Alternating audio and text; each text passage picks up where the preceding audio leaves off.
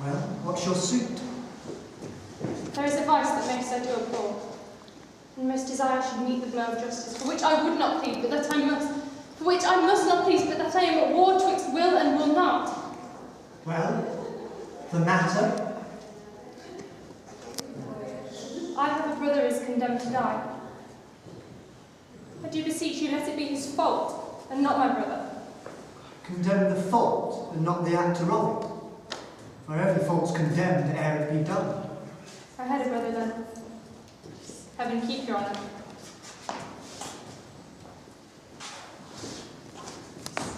Must he needs die? Nay, no remedy. Yes, I do think that you might pardon him, and neither heaven nor man grieve at the mercy. I will not do it. But can you if you would? Look what I will not, and that I cannot do. But nightly do it, and do the world no wrong if your heart was touched with that remorse that mine is to him. He's sentenced. 'Tis too late. Too late? Why no, I that do speak a word may call it again. For believe this, no ceremony that to the great ones longs, not the king's crown, the deputed sword, the marshal's truncheon, nor the judge's robes become done with one half so good a grace as mercy does. If he had been you, and you as he, you too would have slipped like him. But he like you would not have been so stern. Pray be gone. I would to heaven I had your potency and you were Isabel. Should it then be thus?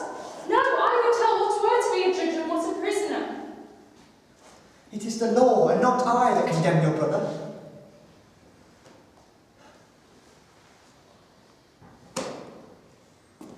Why?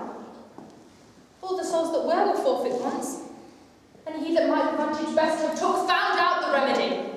How would you be if he, which is the top of judgment, did but judge you as you are? I'll think on that. And then will mercy breathe within your lips, like a man new made. It is the law, and not I, that condemn your brother.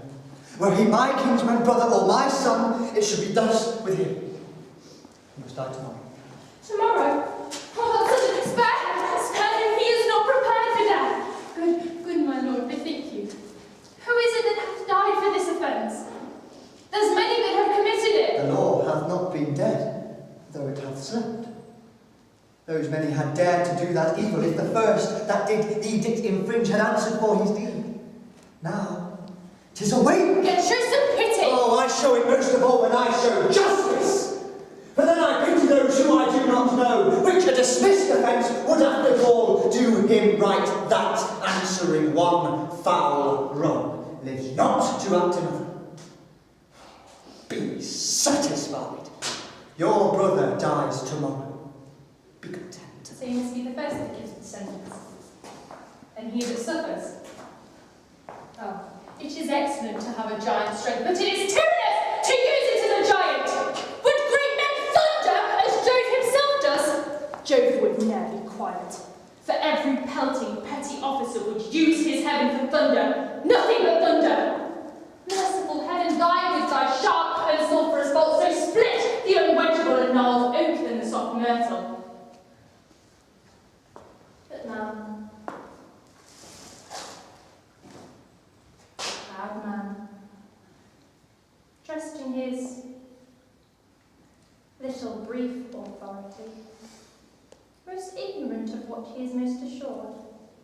His glassy essence, like an angry ape, plays such fantastic tricks before high heaven as to make the angels weep, who without spleens would all themselves like mortal. We cannot bear with ourselves. Some men may jest with saints. 'Tis wit in them, but in a less foul profanation. Why do you put these things upon me? Because authority, though it err like others, yet hath in it some kind of medicine that skins the lice on the top. Go to your bosom, knock there, and ask your heart what it doth know that's like my brother's fault. If it confesses a natural guiltiness such as is his, let it not sound a thought upon your tongue against my brother's life. She speaks, and 'tis such sense that sense breeds with it. Very well. Gentle, my lord, turn back. I will bethink me. Come again tomorrow. Hark, I will bribe you, gentle, my lord. Oh, bribe me! With such gifts that heaven will share with you. Not with the fond sickles of detested gold, or stones whose rotary the rich or poor as fancy values them, but with true prayers that shall be up at heaven and enter there ere sunrise. Well, come again tomorrow. Heaven keep your Anna safe. Amen. Save your Anna.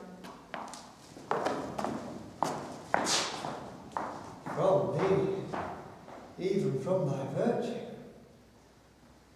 What's this? What's this? Is this her fault or mine? The tempter or the tempting? Who sins most? It is not she, nor doth she tempt, but it is I, that lying on the violet by the sun do as the carrion does, not as the flower, corrupt with virtuous season. Or can it be that modesty may more betray our sense than woman's lightness? Having waste ground enough shall we desire to raise the sanctuary and pitch our evils there? Oh, fie! What dost thou, what art thou, Angela? Dost thou desire her foully for the things that make her good? Oh, let her brother live! Thieves for their robbery have authority when judges steal themselves. What? Do I love her? I desire to hear her speak, feast upon her eyes. What is thy dream?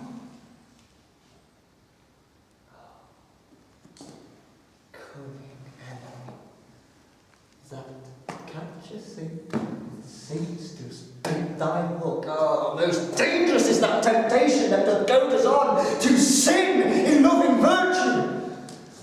Oh, never before could the strumpet with all her double vigour, art and nature once stir my temper, but this virtuous maid subdues me quite. Ever till now, when men were